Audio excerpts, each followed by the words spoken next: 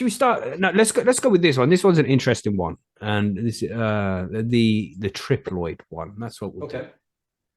Because this is something that I've seen somebody mention on, maybe it was Instagram, maybe it was Brandon Rust mentioning that he was selling triploid genetics. And I was like, what's this triploid genetics? And then there was this news article that came out, which was concerned with triploid genetics. So I read it, found it interesting, and thought we'd bring it here and see what you guys think about it as well. I'll put it up on the screen. There we go. So we have, can triploid genetics be the game changer for the cannabis industry? Interesting. Not too clickbaity. Nice picture there of some trichomes. You know, we have the cultivation of triploid genetics could be the game changer for the cannabis industry, as it promises to deliver higher THC levels, larger yields, a faster growth, and seedless flowers. And this is the biggest thing. This is being like I said there with the Hermes. You know, you won't be getting Hermes, and if you do get Hermes, it's not going to pollinate the plant and create seeds. These triploid cannabis plants don't produce seed. Even if you got the male and bred it with a female, I don't think it would produce seed at this point.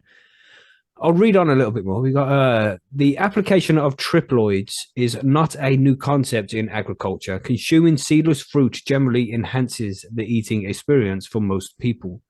Consider bananas, for instance. Bananas lack seeds because the parent banana tree is a triploid. Even through pollination, even though pollination normally occurs.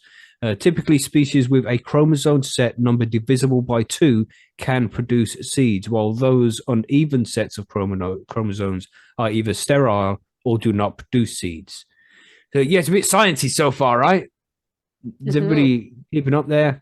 No, I'm sleeping, man. Let's go. Let's move this thing. You've been hitting them edibles, haven't you? I haven't touched anything yet at all. Yet. So we have, what is triploid cannabis? So hopefully this bit will explain what the fuck is going on. Cannabis is a diploid plant characterized by having 2 chromosomes. However, certain rare organisms possess multiple chromosomes. In such cases, cannabis plants can naturally develop with 3 chromosomes, making them triploids. During cell division, genetic material is copied, with the new cell inheriting the copied chromosomes while the original cell retains the original set. Treating a cannabis plant with a natural chemical disrupts mitosis. That's a division of cells, isn't it? Yeah. Leading to the creation of extra chromosomes without cell division. Consequently, the original diploid cell becomes a triploid, or in other cases, tetraploid. 4 chromosomes, pentaploid, 5 chromosomes, and so forth.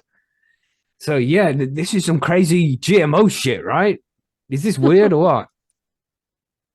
It is kind of weird. I mean, I've heard of this before with Breeder Steve. We've talked to him a couple times, and while he hadn't revealed the entire process, he told us enough about it that I was expecting this to come in soon. Good and bad. I can see good things. I mean, we got to finish the article to see where it's going, but I can see problems and benefits already. Yeah. So the phenomenon has in recent years piqued the interest of growers who are deliberately breeding triploid cannabis. They typically start with a standard diploid plant, select a high-performing clone, and then apply a natural chemical that interferes with the cell division process. The ability to cultivate high-quality cannabis at a faster rate with larger yields may become a game changer for both professional and amateur growers.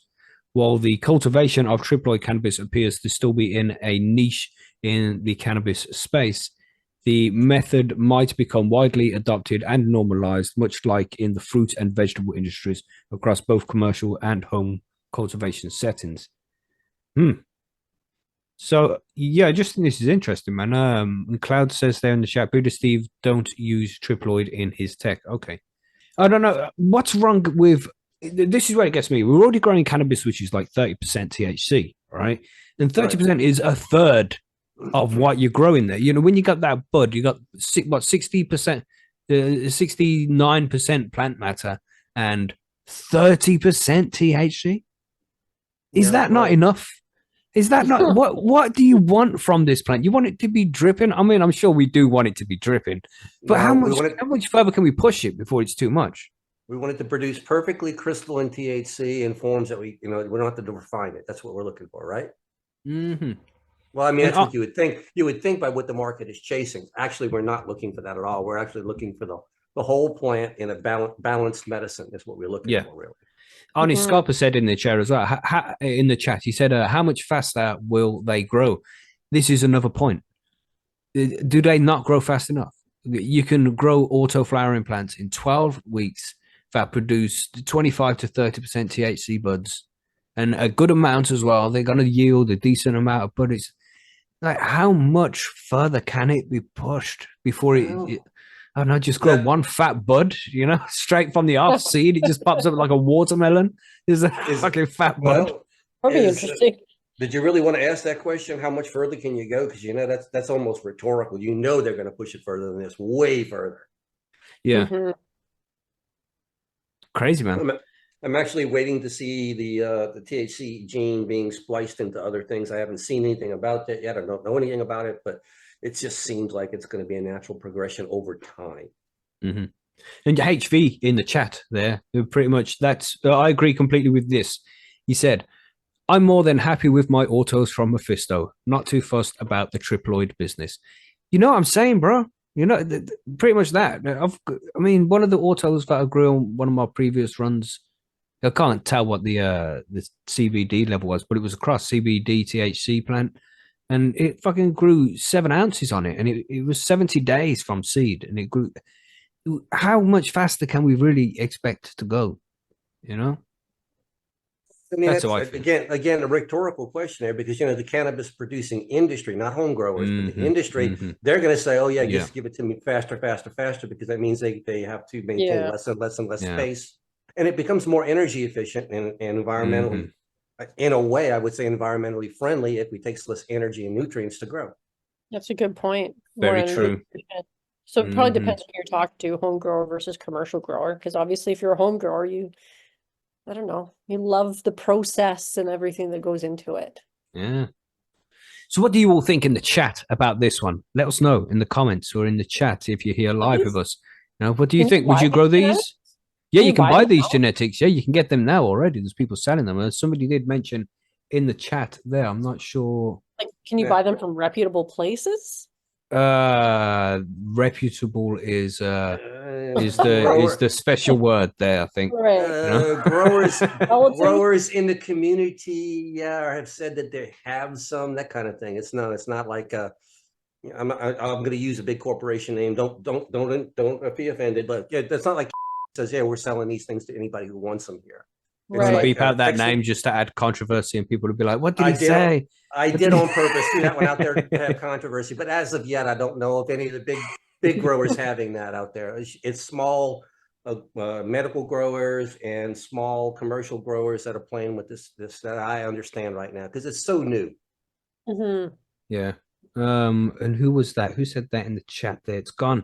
Anyway, yeah, he said it was Humboldt. Yeah, Sparky is saying them in the chat now. Yeah, but Humboldt are apparently working with those. Yeah. Interesting. We should open up a separate section over on Percys for anybody growing triploids. We want to see some diaries, man. We want to see what the difference is between these. Are these going to be beast plants, or are they just going to be a little bit more than what we're getting anyway? What's going to be the difference? According to this article, it's saying that these triploid cannabis breeding increases yield, potency, shorter flowering times, higher biomass, helps growers prioritize preventing pollination, production, blah, blah, blah. I think that was about it, but that's a lot. It's going to be interesting. Yeah, you look at, toward the end of the article, they're talking about the environmental impact of triploids. So they're actually realizing that it's not going to be, this isn't a free lunch. You're going to have to give something to get something. Postman Wayne in there, the quick shout out there to Postman Wayne. What's up, bro? Hope you're good. He said, so sell me seeds from a plant that does not make seeds. No, that's not how it works. Actually, you're buying a clone of a plant that doesn't make seeds. Okay. So these are clones, not seeds? Yeah, that's what I understood with some people who are playing with them. Like I said, I haven't seen them myself or anything like that, but basically you take a plant and it's a special process of treating it, like I said in the article there, to control the way the cells Right, divide. yeah. And it Mhm, creates a mhm. situation to where the plant cannot produce seeds at that point in time. So that's your mom, and you keep selling cuts. So what's the big advantage that between triploids and over, say, an autoflower? Doesn't make This is what seeds, I'd so like to know. I can take the triploids and stick them outside where I can have a hemp field right next door to me, but I can grow high quality seedless cannabis next to a hemp Mhm. field. Yeah, because that's a big problem people have is these guys growing outdoors. They'll Yeah, have somebody a few doors down, one of their neighbors, they grow in a male plant accidentally, and it pollinates Mhm. their crop, and they don't want that to happen. If you can make sure right. that it's not going to happen, people are going to be much happy with that. That's very Yeah. true. That's maybe And one then, of the biggest advantages. Yeah, each to their own. It's well, if it's going to work for you, if that's going to be the best way for you to do it, then do it. Definitely. I'm going to There's lots also of ways to do assume this. that being triploid and not being able to produce the female flower parts, that if the plant Hermes, you still are not going to have any problems at all because, well, it's just a pollen sac. They don't care. As we like to say, there are lots of ways to go swimming with a cat. Yeah.